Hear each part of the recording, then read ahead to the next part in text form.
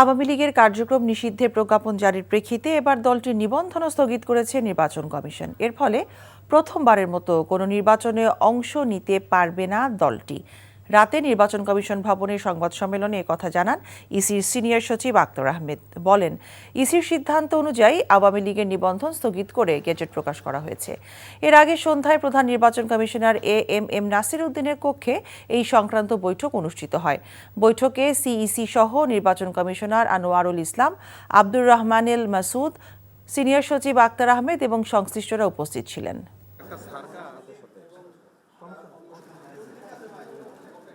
স্বরাষ্ট্র মন্ত্রণালয় থেকে বাংলাদেশ আওয়ামী লীগ এবং তার অঙ্গ সংগঠন এবং ভাতৃপ্রতিম সংগঠনগুলোর কার্যক্রম নিষিদ্ধ করেছে।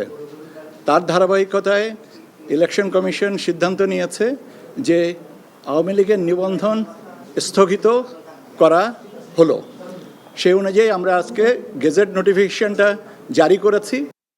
বান্ডেল থাকলে প্রতি সেনমানিতে টাকা বাঁচবে। বিকাশ সেনমানি বান্ডিল কিনে জিতুন প্রতি লেনদেনে।